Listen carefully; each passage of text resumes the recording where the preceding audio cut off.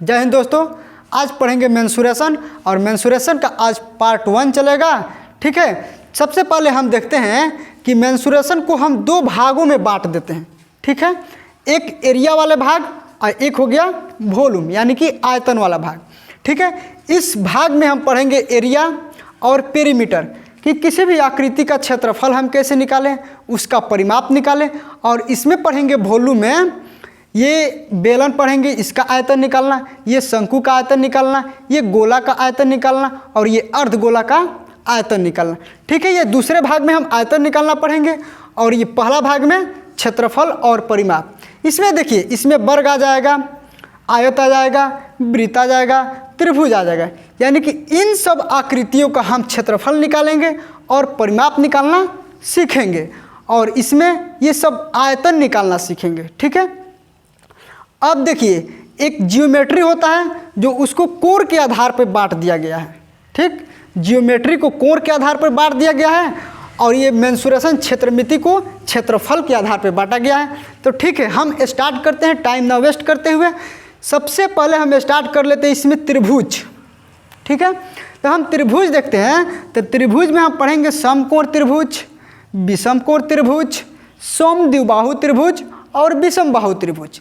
ये जितने त्रिभुज है, 4 प्रकार के त्रिभुज हमने लिखे हैं, ये चारों प्रकार के त्रिभुज का क्षेत्रफल कैसे निकाला जाता है, उसका परिमाप कैसे निकाला जाता है, ये सीखेंगे। ठीक है, तो हम सबसे पहले स्टार्ट करते हैं समकोण त्रिभुज के कि आखिर समकोण त्रिभुज होता क्या है, कैसे बनता है और उसका क्षेत्रफल कैसे निकाला जाता है, उसका परिमाप कैसे निकाला जाता है, इसमें क्या क्या कंडीशन हो सकते हैं। ठीक है, तो हम समकोण त्रिभुज के बारे में अभी पढ़ेंगे। अब पढ़ेंगे सबसे पहले कि ये समकोण त्रिभुज के बारे में कि समकोण त्रिभुज क्या होता है। तो वैसे त्रिभुज जिसका एक कोण समकोण हो यानी कि 90 डिग्री हो, किसी भी त्रिभुज का अगर एक कोण 90 डिग्री होता है तो वो त्रिभुज समकोण होगा। जैसे कि हम एक त्रिभुज बनाए और यहाँ पे 90 डिग्री है। 90 डिग्री का मतलब क्या होता है कि एक सीधी रेखा पर एक सीधी रेखा खड़ा हो। ठीक है, तो इसमें डाउट नहीं होना चाहिए कि समकोण त्रिभुज क्या होता है कि एक सीधी रेखा पे एक सीधी रेखा खड़ा हो। अगर यहाँ पे खड़ा होगा सीधा एकदम तो वो 90 डिग्री बनेगा और जब 90 डिग्री बनेगा तो वो समकोण त्रिभुज होगा। ठीक है, तो अब हम देखते हैं कि ये समकोण त्रिभुज में क्या क्या होता है। तो समकोण त्रिभुज में जो सबसे बड़ी भुजा होती है इसका नाम होता है कर्ण, हाइपोटेनस। जो सबसे बड़ी भुजा होती है इसका नाम है कर्ण, जिसको कहते हैं हाइपोटेनस। और ये एक साइड वाले भुजा को कहते हैं लंब, जो खड़ा रहता है। जो खड़ा रहता है उसको कहते हैं लंब, या तो शीर्ष लंब या ऊंचाई, ये तीनों में से कोई भी कह सकते हैं। इंग्लिश नाम होता है इसका परपेंडिकुलर। और जो नीचे होता है इसे पट, उसको हम कहते हैं आधार, बेस कहते हैं। ठीक है, अगर हम यहाँ पे थीटा लेते हैं तो सामने वाला हमेशा लंब होता है। अगर थीटा यहाँ पे हम लेंगे, यहाँ पे अगर लेके बात करेंगे थीटा को, तो सामने वाला लंब हो जाएगा, यानी कि ये वाला लंब हो जाएगा, ये वाला आधार हो जाएगा और कर्ण हमेशा वही रहता है, यानी कि कर्ण नहीं बदलता है। ठीक है, तो अब आपको समझ में आ गया होगा कि ये वाला होता है कर्ण जो सबसे बड़ी भुजा होगा, और ये होता है आधार और ये होता है लंब। ठीक है, अब यहाँ पे थोड़ा सा देखिए, यहाँ समकोण त्रिभुज में हमेशा 90 डिग्री बनता है।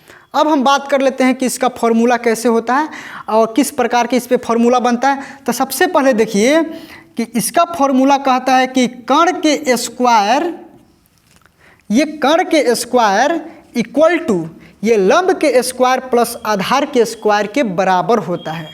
क्या होता है? कर्ण के स्क्वायर इक्वल टू लंब के स्क्वायर प्लस आधार के स्क्वायर के बराबर होता है। तो अब यहाँ पे देखिए एक फॉर्मूला और हम बना लेते हैं कि अगर हम लंब को यहीं पे छोड़ देंगे तो यहाँ पे लंब हो गया, लंब का स्क्वायर, और कर्ण के स्क्वायर यहाँ पे रहेगा। ठीक, और आधार प्लस में है तो हम इधर भेजेंगे तो माइनस आधार के स्क्वायर नहीं हो जाएगा, और इक्वल टू लगा देते हैं बीच में। अगर लंब को हम यहाँ पे छोड़ देते हैं, कर्ण को इधर और आधार प्लस में है तो इधर भेजेंगे तो माइनस में, यानी कि आधार के स्क्वायर। एक फार्मूला और रेडी हो गया। ठीक है, एक और बनाते हैं, यहाँ पे हम आधार को छोड़ देते हैं। ठीक है, अब ये लंब को इधर भेजेंगे तो कर्ण में आके माइनस हो जाएगा, यानी कि हो जाएगा कि कर्ण के स्क्वायर माइनस लंब के स्क्वायर इक्वल टू आधार के स्क्वायर। दो फॉर्मूला रेडी। अब देखिए ये कर्ण के ऊपर स्क्वायर लगा है, अगर हम इस स्क्वायर को हटाते हैं तो इधर वाला कहाँ जाता है, रूट में जाता है। ठीक, हम स्क्वायर को हटा दिए, इधर वाला रूट में, यानी कि लंब के स्क्वायर प्लस हो जाएगा आधार के स्क्वायर। तो इसमें तो कोई डाउट नहीं है। ठीक है, हम इसको देखते हैं। अगर यहाँ से स्क्वायर हटाते हैं तो इधर वाला रूट में, यानी कि कर्ण के स्क्वायर माइनस आधार के स्क्वायर इक्वल टू ये लंब हो जाएगा। आ रहा है समझ में? बिल्कुल आएगा। अब देखिए ये आधार के स्क्वायर है, अगर हम इधर के स्क्वायर हटाएंगे तो इधर वाला कहाँ जाएगा, रूट में जाएगा। यानी कि हम इसको लिख सकते हैं कर्ण के स्क्वायर माइनस लंब के स्क्वायर इक्वल टू आधार। ये रूट में इसलिए गया है कि इधर का स्क्वायर हट गया है। जब हम किसी पर स्क्वायर हटाते हैं तो उसके बराबर वाला रूट में चला जाता है। जैसे कि ये वाला नहीं पढ़ें कि अगर x स्क्वायर इक्वल टू 25 है तो इस पर स्क्वायर अगर हटाएंगे तो इधर वाला कहाँ जाएगा, रूट में जाता है। सेम तो वैसे ही है। देखिए हमको एक फॉर्मूला याद करके रखना है और एक फॉर्मूला से 5 गो फॉर्मूला निकाल लेना है। ठीक, अब हम एक फॉर्मूला कैसे याद करेंगे, देख लीजिए। कर्ण के स्क्वायर इक्वल टू लंब के स्क्वायर प्लस आधार के स्क्वायर होता है, यानी कि सबसे बड़ी भुजा के स्क्वायर के बराबर इस भुजा के स्क्वायर और इस भुजा के स्क्वायर को हम जोड़ देंगे तो सबसे बड़ी भुजा के स्क्वायर निकल जाएगा। ठीक है, तो ये होता है समकोण त्रिभुज में इतने सारे कंडीशन होते हैं।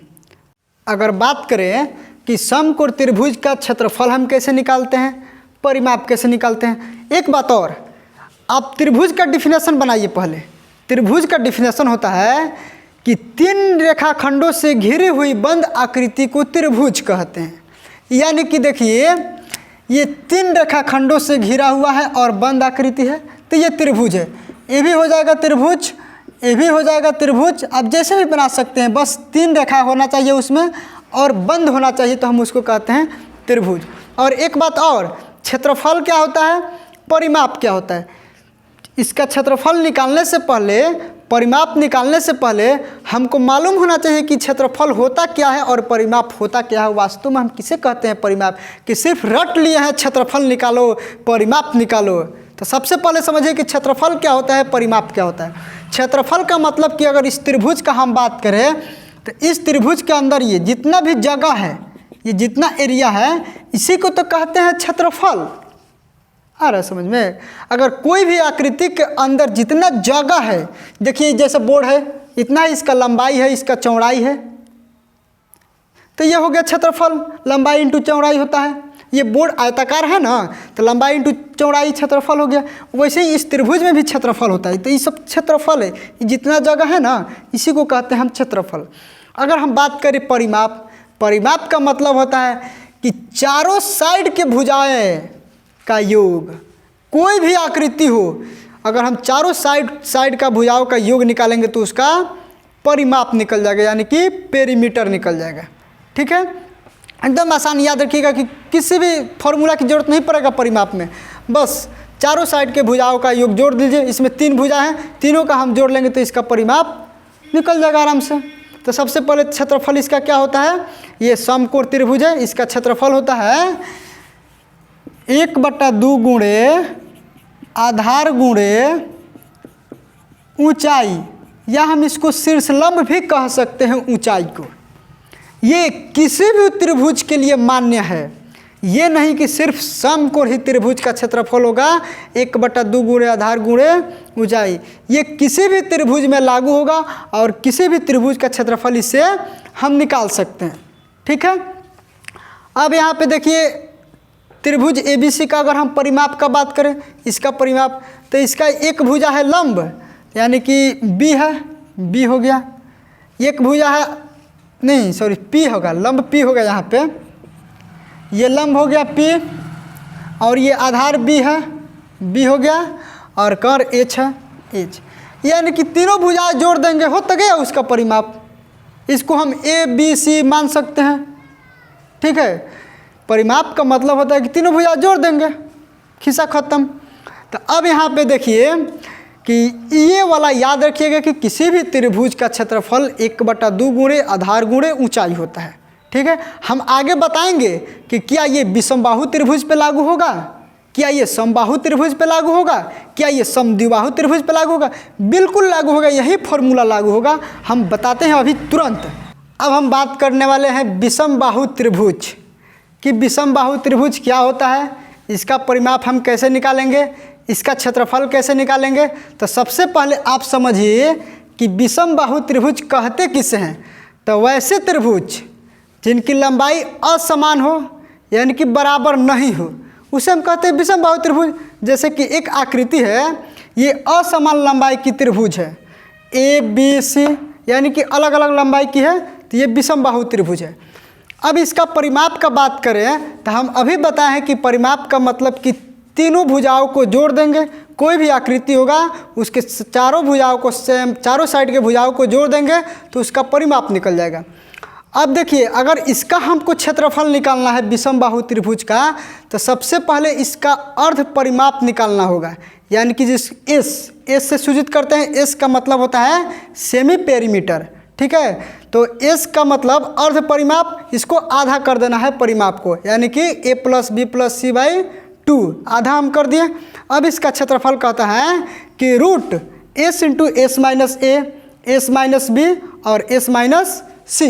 तो सबसे पहले हमको s निकालना होगा, तब ना इसका a का मतलब एक भुजा, b का मतलब दूसरा भुजा, c का मतलब तीसरा भुजा। तो हम सबसे पहले s निकालेंगे, उसके बाद इस फॉर्मूला पे रखेंगे तो मेरा इसका क्षेत्रफल निकल जाएगा। जैसे कि हम एक एग्जाम्पल लेते हैं कि यहाँ पे रखते हैं 18, ठीक है, और इसका लंबाई ले लेते हैं 20 और इसका 22। ठीक है, तो अगर हमको क्षेत्रफल निकालना हो, इसका क्वेश्चन दे देगा कि यदि किसी त्रिभुज का एक भुजा 18 सेंटीमीटर, दूसरा भुजा 22 सेंटीमीटर और तीसरी भुजा 20 सेंटीमीटर, तो उसका क्षेत्रफल निकालिए। तो क्षेत्रफल निकालने के लिए हम क्या करेंगे कि सबसे पहले एस निकालेंगे। एस का मतलब सेमी पेरीमीटर अर्ध परिमाप। तो a + b+c/2 यानी कि तीनों को जोड़ के आधा कर देंगे तो उसका एस निकल जाएगा। हम यहाँ पे एक बार लिख देते हैं। ठीक है, इसको जोड़िए। सबसे पहले 22 18 कितना होता है 40, 40 और 20 60, 60 का आधा करेंगे यानी कि भाग लगाएंगे 2 से तो होगा 30। अब हमको s बराबर पता चल गया कि s बराबर 30।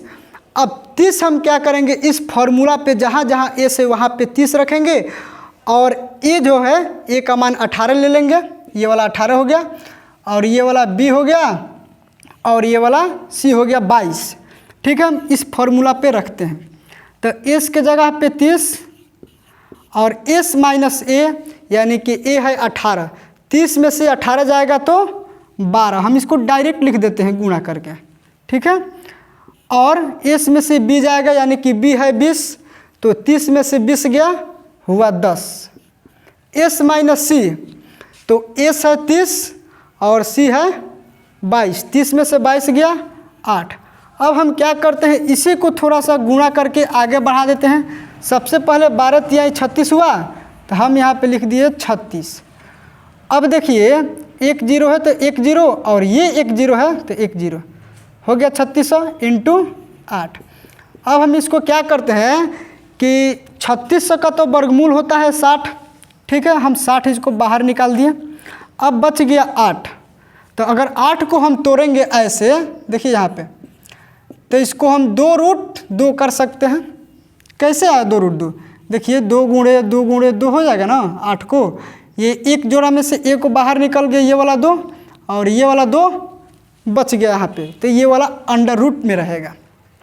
ठीक है, तो हम क्या किए कि 2√2 8 का मतलब हो गया, तो हम इसी 8 के जगह पे इसको 2√2 हम लिख देते हैं। अब इसको हम गुणा कर देते हैं, ये 60 दूना कितना हुआ 120 और √2, यही तो मेरा हो गया क्षेत्रफल, यानी कि विषमबाहु त्रिभुज का क्षेत्रफल निकल जाएगा। अगर ऐसे भुजा देगा 18 20 और 22 तो उसका क्षेत्रफल होगा 120√2। अगर हम बात करें कि इसका ऊंचाई कैसे निकलेगा, ये वाला हाइट, ठीक है, तो हम एक काम करते हैं, हाइट को x मान लेते हैं। अभी हमने पढ़ा था कि किसी भी त्रिभुज का क्षेत्रफल निकालने का सूत्र होता है 1/2 गुणे आधार गुणे ऊंचाई। ठीक है, तो एक काम करते हैं, इसका क्षेत्रफल तो हमने अभी निकाला था, यहाँ पे अभी हम लोग निकाले हैं 120√2। तो हम इसके क्षेत्रफल की जगह पे 120√2 यहाँ पे हम रखेंगे। 120√2 क्या क्षेत्रफल है, तो क्षेत्रफल की जगह पे हम रख दिए। अब यहाँ पे देखिए ये 1/2 आधार तो हमको मालूम है 22 है, तो हम आधार की जगह पे 22, लेकिन ऊंचाई हमको नहीं मालूम है, ऊंचाई ही निकालना है। तो ऊंचाई की जगह पे x हम लोग मान लिए। ठीक, तो ऊंचाई की जगह पे हम x रख देते हैं। ठीक है, अब थोड़ा सा देखिए, अगर शॉर्ट में कटाना आपको आता होगा तो ये देखिए 2 से कट गया 11 मरतबे। अब हम क्या करते हैं कि x को यहीं पे छोड़ देते हैं और 11 गुणा में है तो इधर आएगा तो भाग में। इसको हम सीधा करके लिख देते हैं डायरेक्ट 120√2 बट्टा ये हो जाएगा 11। यही तो मेरा ऊंचाई इसका निकल गया। अरे समझ में, यही जो x का मान है यही तो इसका ऊंचाई है। अब हम बात करते हैं समबाहु त्रिभुज का। तो आपको नाम से पता चल गया होगा कि समबाहु त्रिभुज कैसा होगा। देखिए सम का मतलब क्या होता है, बराबर, और बाहु का मतलब भुजा, यानी कि जिस त्रिभुज की सभी भुजाएं आपस में बराबर हो उसे कहते हैं समबाहु त्रिभुज। जैसे कि एक त्रिभुज है, इसकी तीनों भुजाएं आपस में बराबर है। देखिए ए यानी कि ए लंबाई की है, ए भी ए लंबाई की है, ए भी ए लंबाई की। ए के जगह पे आप कुछ भी मान सकते हैं, 4 4 4 होगा, 5 5 5 होगा, तो हम कहेंगे ये समबाहु त्रिभुज है। तो अब हम बात करते हैं इसका परिमाप। परिमाप कैसे निकलेगा, तो अभी हम बताए थे कि किसी भी त्रिभुज का परिमाप निकालना हो तो तीनों भुजाओं का योग होता है, जोड़ देंगे। देखिए हम जोड़ दिए ए 3 को भुजा है, तीनों भुजा को जोड़ दिया, तीनों भुजा समान लंबाई की है यानी कि ए, तो इसको जोड़ेंगे तो 3a हो जाएगा। ठीक है, इसका परिमाप मेरा निकल गया 3a। देखिए अगर क्षेत्रफल का बात करें तो इसका क्षेत्रफल होता है √3/4 इंटू भुजा स्क्वायर यानी कि a के स्क्वायर। ए क्या है, भुजा है इसका। ठीक है, तो अब देखिए हम अभी आपको प्रूफ भी करेंगे कि √3/4 इंटू भुजा स्क्वायर कैसे आया। ठीक है, तो सबसे पहले इसको हम प्रूफ कर लेते हैं, उसके बाद से क्वेश्चन देखेंगे। क्वेश्चन का एक दूसरा सीरीज चलेगा, एक क्लास लाएंगे हम, सिर्फ क्वेश्चन होगा इस पर। ठीक है, तो अगर हम बात कर लें कि इसका √3/4 इंटू भुजा स्क्वायर कैसे आया, तो सबसे पहले यहाँ पे देखिए, अगर हम यहाँ से एक रेखा को खींच देते हैं सीधा लंब की तरह, ये 90 डिग्री यहाँ पे बनेगा ना, तो ये क्या है, ये हाइट है इसका, यानी कि ये ऊंचाई है। ठीक है, तो हम सबसे पहले निकाल लेते हैं कि ये तो एक हो गया इधर ये वाला त्रिभुज समकोण और ये वाला त्रिभुज समकोण। जब 90 डिग्री बन रहा है तो समकोण है, तो ये हो गया लंब और ये हो गया आधार और ये हो गया कर्ण, यानी कि हमको लंब निकालना है h = ठीक है, तो लंब बराबर क्या होता है, लंब बराबर होता है रूट कर्ण के स्क्वायर माइनस आधार के स्क्वायर, यही ना होता है। सबसे पहले आप h निकालिए, तो यहाँ पे देखिए रूट कर्ण क्या है, कर्ण है a, तो हम a का स्क्वायर कर दिए, ये माइनस है माइनस देंगे। अब आधार के स्क्वायर, हम आधार कैसे जानेंगे कि ये पूरा a होगा कि यहाँ होगा, तो सबसे पहले यहाँ पे देखिए ये पूरा यहाँ से लेके यहाँ तक को ये भुजा समद्विभाजित करती है, यानी कि 2 बराबर भागों में काट देती है। ठीक है, तो ये पूरा a है तो इसको आधा आधा करेगा तो a/2 हो जाएगा, यानी कि यहाँ से लेके यहाँ तक a/2 हुआ और यहाँ से लेके यहाँ तक a/2 हुआ और यहाँ से लेके यहाँ तक a हुआ। ठीक है, तो ये /2 यानी कि यहाँ से लेके यहाँ तक इसका आधार होगा। ठीक है, तो हम a/2 का स्क्वायर कर लेते हैं। थोड़ा सा हम इसको सॉल्व करते हैं ऐसे, यहाँ पे देखिए a का स्क्वायर a² होगा और a का स्क्वायर a² बट्टा 2 का स्क्वायर 4 होता है। इसको हम इसके नीचे 1 लगा के जैसे भिन्न का घटाव होता है ना, वैसे ही हम इसको बनाएंगे। ठीक है, तो अगर हम इसको बनाते हैं ऐसे तो इस तरह आएगा 4a² 4 में a से गुणा होगा, 4 में a से 4a² और माइनस है तो माइनस a² तो a², अब बट्टा 4 है 4 देंगे, ये सब रूट में है। ठीक है, अब यहाँ पे देखिए 4a² में से एक a² घटेगा तो 3a² बचेगा और बट्टा 4, ये सब रहेगा रूट में। अब यहाँ पे देखिए ऊपर a² है यानी कि 2 गो a है तो एगो बाहर निकल जाएगा, ठीक, और 4 है तो 4 का वर्गमूल 2 यानी कि 4 भी 2 गो है, यानी कि 2 2 गो है तो 2 गो में से एगो 2 बाहर निकल जाएगा यानी कि 4 का वर्गमूल 2, लेकिन रूट 3 का वर्गमूल नहीं निकलेगा तो हमको उसको रूट 3 में ही रख देंगे। ठीक है, तो यहाँ पे a² है तो बाहर एगो निकाल लेते हैं, हो गया, और 4 में एगो निकलेगा, 4 का वर्गमूल हो गया 2, अब बच गया रूट 3 तो हम इसको इंटू रूट 3 भी लिख सकते हैं। इसी को सुधार के ऐसे लिख सकते हैं रूट 3/2 इंटू a, बस सीधा कर दिए हम लोग, आ रहा समझ में ना। तो अब यहाँ पे देखिए रूट 3/2 इंटू a, ये क्या निकला है, ये इसका हाइट की लंबाई निकला है, रूट 3/2 इंटू a। ठीक है, ये हाइट है। अब हम इसी हाइट को क्या करेंगे, इस फॉर्मूला को हम प्रूफ करते हैं, रूट 3/4 इंटू a² कैसे आएगा। तो हम क्या करेंगे कि 1/2 इंटू आधार गुणे ऊंचाई है, ठीक है, त्रिभुज का क्षेत्रफल होता है, क्षेत्रफल 1/2 इंटू आधार गुणे ऊंचाई। तो यहाँ पे देखिए ये 1/2 हो गया और आधार तो हमको मालूम है यहाँ से लेके यहाँ तक होगा, यानी कि आधार हो गया a और ऊंचाई भी मालूम है रूट 3/2 इंटू a, यानी कि ऊंचाई के जगह पे रूट 3/2 इंटू a। अब इसी को थोड़ा सा आगे बढ़ा लेते हैं, सॉल्व करते हैं। देखिए ये रूट 3 हो गया, रूट 3 और 2 दूना 4 हो गया और a में a से गुणा करेंगे तो a² हो गया, आ तो गया, देखिए प्रूफ कर दिए।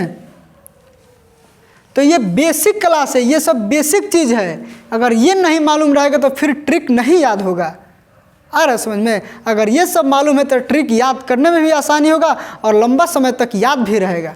ठीक है, तो अगर लिखना चाहते हैं तो आप लोग लिख लेंगे वीडियो को रुकाकर। अगर हम बात करें समद्विबाहु त्रिभुज क्या होता है, तो समद्विबाहु त्रिभुज यानी कि नाम से आपको पता चल गया होगा कि ये त्रिभुज कैसे होगा।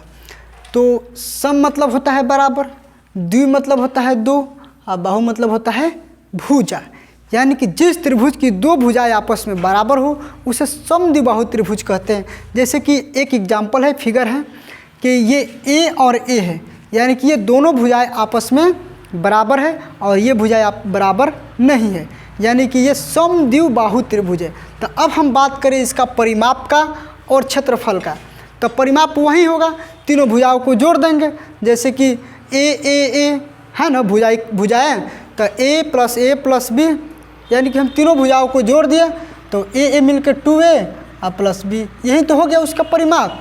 किसका, ये हो गया समद्विबाहु का। अब हम क्षेत्रफल का बात करें तो हम क्षेत्रफल इसको कैसे निकालेंगे, तो सबसे पहले देखिए त्रिभुज का क्षेत्रफल होता है 1/2 गुणे आधार गुणे ऊंचाई, तो 1/2 हो गया और आधार क्या है मेरा b है, लेकिन ऊंचाई हमको नहीं मालूम है तो हम यहाँ पे एक काम करते हैं, ऊंचाई यहाँ पे हम ज्ञात कर लेते हैं, यानी कि ऊंचाई का मतलब लंब ज्ञात करना है। तो लंब ज्ञात करने के लिए कर्ण के स्क्वायर माइनस आधार के स्क्वायर, तो कर्ण है a तो हम a का स्क्वायर कर दिए, माइनस आधार क्या है, आधार हमको नहीं मालूम, यानी कि टोटल यहाँ से लेके यहाँ तक जब b है तो यहाँ से लेके यहाँ तक आधा हो जाएगा b/2, यानी कि अब हमको आधार भी पता चल गया b/2 और फार्मूला के हिसाब से स्क्वायर है तो स्क्वायर हम कर दिए। ये a² माइनस b² बाई 2 का स्क्वायर करेंगे तो 4 होगा। इसको हम थोड़ा सा आगे बढ़ा लेते हैं, तो 4 में a² से गुणा करेंगे तो 4a², यानी कि भिन्न का जैसे घटाव बनते ना वैसे हम लोग बना लेंगे, ये माइनस b का स्क्वायर अब बट्टा 4, ये सब रूट में रहेगा, आ रहा है समझ में। अब हम एक काम करते हैं, ये 4 का तो वर्गमूल निकल जाएगा, इन सब का वर्गमूल नहीं निकलेगा, यानी कि इसको हम रूट में कर देते हैं और 4 का वर्गमूल निकाल के 2 कर देते हैं। देखिए ये मेरा निकल गया है h, क्या निकला है एच यानी कि इसका ऊंचाई या शीर्ष लंब। अब हम इसी एच को इसमें हम रख के बनाते हैं, ठीक है। ऊंचाई के जगह पे हम इसको हम रखेंगे, यानी कि √4a² माइनस b² अब बट्टा 2, ठीक है। अब इसको हम थोड़ा सा आगे बना लेते हैं, तो ये हुआ b ऊपर इंटू √4a² माइनस b² अब बट्टा 2 दूना 4। यही तो इसका होता है क्षेत्रफल, किसका? समद्विबाहु त्रिभुज का क्षेत्रफल यही होता है, ठीक है। तो हम अब क्वेश्चन देगा कि हाँ इसकी भुजाएं दे देगा 4 मीटर, ये 4 मीटर, ये 8 मीटर, तो कहेगा क्षेत्रफल निकालिए, तो हम डायरेक्ट इसी फॉर्मूला पे रख के बना लेंगे, ठीक है। दोस्तों उम्मीद करता हूँ कि आज का क्लास आपको समझ में आ गया होगा। अगर समझ में आ गया है तो एक लाइक कर दीजिएगा, और चैनल पे नए हैं तो चैनल को सब्सक्राइब कर दीजिएगा, और वीडियो को शेयर भी कर दीजिएगा ताकि कोई भी आपके फ्रेंड छूट ना पाए इतना बढ़िया कॉन्सेप्ट से, ठीक है। अभी ये बेसिक क्लास है, अब हम इस पे क्वेश्चन कराएंगे, ठीक है। इस चारों त्रिभुज पे हम क्वेश्चन कराएंगे, कैसे कैसे क्वेश्चन एग्जाम में पूछ सकता है और बनने वाला क्वेश्चन है, ठीक है। मिलते हैं अगले दिन, तब तक के लिए बाय, जय हिंद।